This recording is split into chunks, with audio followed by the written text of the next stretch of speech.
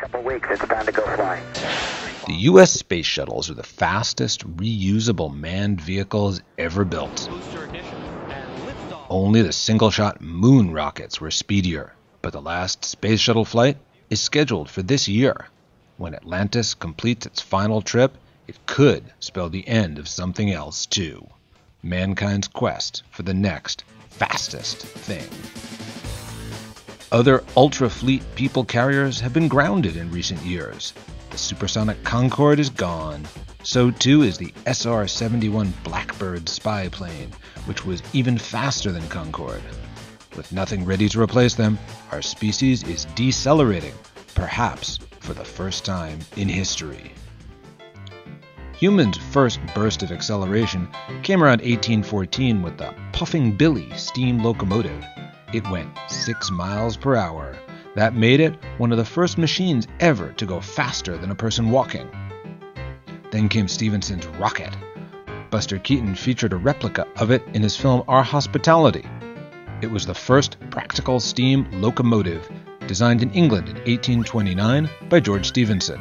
It was dubbed a rocket because of its incredible speed, 29 miles an hour. Global conflicts supercharged man's high-speed chase in the 20th century.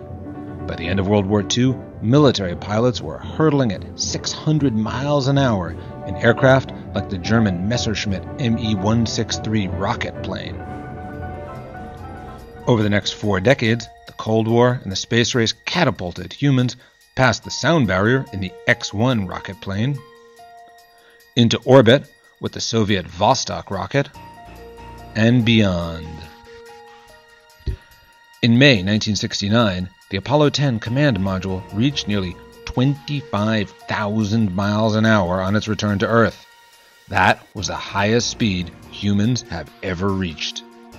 8 weeks later, Neil Armstrong planted the first footprint on the moon during the Apollo 11 mission. Back closer to Earth, the SR-71 Blackbird was secretly setting records as the fastest jet plane ever. The futuristic spy plane could fly faster than Mach 3.2, or more than 3 times the speed of sound. It soared at 85,000 feet and could cross the United States in an hour. Blackbirds were replaced by satellites in the 1990s. For civilians, the Concorde represented the apex of speed and style, and a new definition of time. The supersonic jetliner could top Mach 2, arriving at Kennedy Airport in New York earlier in the day than when it left Heathrow in London. That's how pop musician Phil Collins managed to perform at the Live Aid concert at Wembley Stadium outside London in July 1985, and I can feel it coming, yeah. And then appear at the Twin concert at Philadelphia on the very same day. The last Concorde was retired in 2003. Today, jet setters are back where their grandparents were 60 years ago, at a piddling 600 miles an hour. For the Wall Street Journal, this is Dan Michaels.